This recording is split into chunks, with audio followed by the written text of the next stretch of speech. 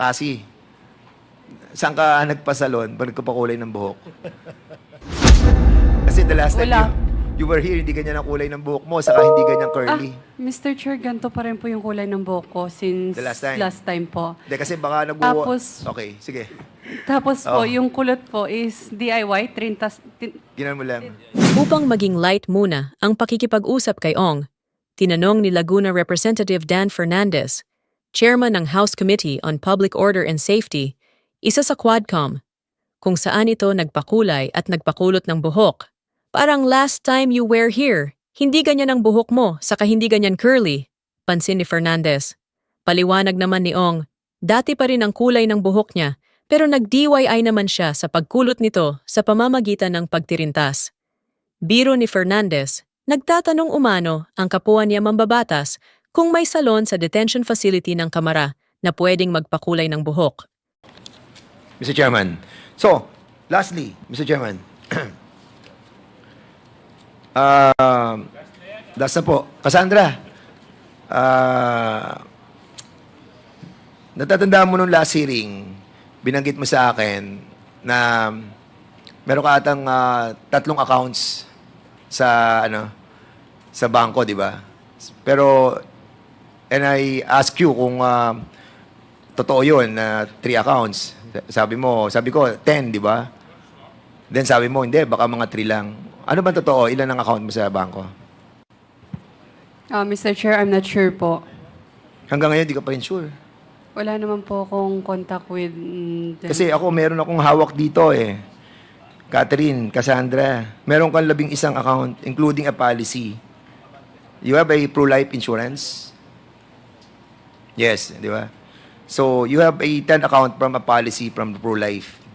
Di ba? So, sa 11 accounts mo,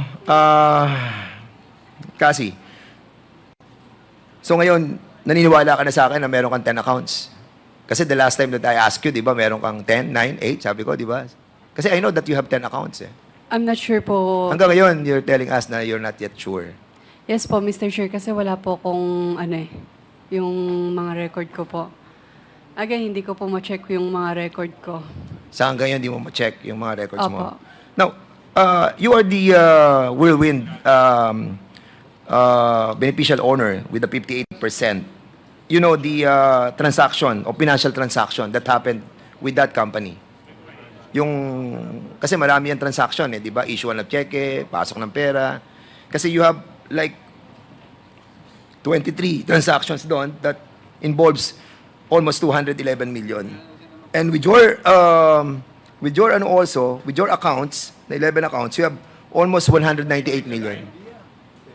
So, do you have an idea that almost kalahating billion yung transaction that you have transacted with your own 11 banks and your Whirlwind Corporation? Can I consult my lawyer Sige, po? yeah, go ahead. Thank you. Natuloy na ang pagsalang ni Cassandra Ong sa isinasagawang pagdinig ng 4 na komite sa Kamara de Representantes na nagsisiyasat sa ilegal na operasyon ng POGO, Philippine Offshore Gaming Operators, at sa hinihinalang extrajudicial killings sa war on drugs ng dating Administrasyong Duterte. Hindi natuloy ang pagsalang ni Ong, 24 na taong gulang, sa pagdinig noong Setyembre 4, nang tumaas ang presyo ng kaniyang dugo at kinailangang dalhin sa ospital. Matapos umayos ang kaniyang pakiramdam, ibinalik siya sa kustodya ng Kamara, kung saan siya nakadetain makaraang i-contempt ng mga mambabatas dahil sa pagsisinungaling umano sa pagdinig ng 4 na komite na tinatawag ngayon na Quad Committee. Pakilabas nga. Yes, Kasi.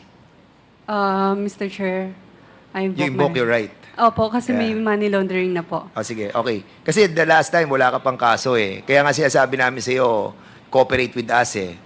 Pero now na may kaso ka na, yan talaga yung mangyayari. Now, I will show you something, Kasi.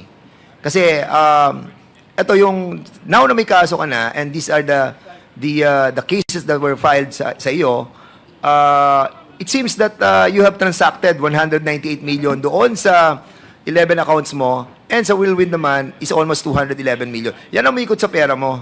Yan ang transaction mo. And I want to show yung kay Duaren Wu. Si Duaren Wu, meron siyang 7 bank accounts at meron siyang umikot na 183 million. So in other words, Mr. Chairman, kasi, mas malaki pa yung umikot na pera sa iyo compared to Duaren Wu. So ngayon, ang tanong ko sa iyo, sino ang boss? Ikaw ba o siya?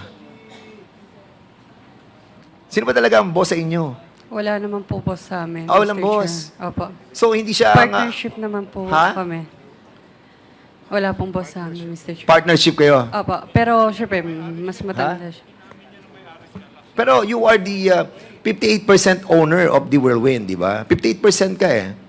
And kung pagbabasehan natin yung assessment doon, 2.5 billion, that's almost 1 billion plus. So, ang laking pera nun kasi, eh, di ba? But of course, I don't want to dwell with it anymore. But in here, clearly, 20% lang si Duaren Wu, ikaw 58%. So, there must be somebody who is the boss. Kasi kung 58% ka, 20% lang si Duaren sa Whirlwind Corporation, so you must be the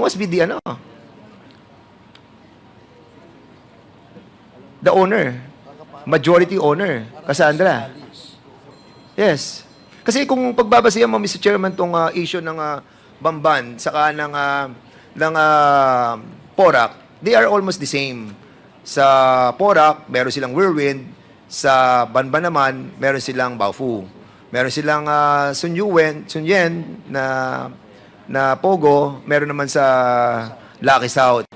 At dito naman sa Cagayan, meron naman silang Philippine Sanjia Steel Corporation na kung saan yun po yung nagiging kanilang legitimate na business para itago yung money laundering, including yung mga drugs na possible doon dumadaan sa port ng Cagayan de Oro City. And we need to really establish, and I have also the copy of the from PAOK, mamaya sabihin siguro ng PAOK, yung kanilang tinatawag na development, what do you call that? The business, the design of the business plan that was submitted, sa municipality or sa city of Cagayan de Oro, telling us that the design of those manufacturing company were the same as that of the Porac and the Banban. Kaya medyo malalim po itong isyong ito that we need to dwell deeply, Mr. Chairman. But for the meantime, yun muna siguro isang tanong na lang kay Cassandra. Cassandra, I'll be asking this on behalf of my former director in the movie industry, si Direk Eric Mati. He was asking me kasi, saan ka nagpasalon pag nagpapakulay ng buhok? Kasi the last time Wala. you were here, hindi ganyan ang kulay ng buhok mo, saka hindi ganyan curly. Mr. Chair, ganito pa rin po yung kulay ng buhok ko since The last time? last time po. Hindi, kasi baka Tapos- Okay, sige. Tapos po, Oh. yung kulot po is DIY, Ginan mo lang.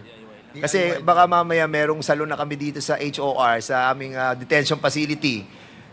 The chairman is asking me if pwede din siyang magpakulay ng buhok doon sa facility natin.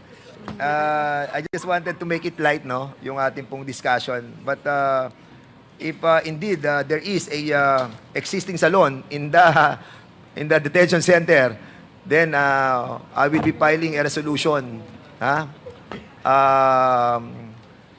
condemning or sige, kasi, sige. yung hair color ko, ito pa rin po naman since then. Yan ba yung po. dati?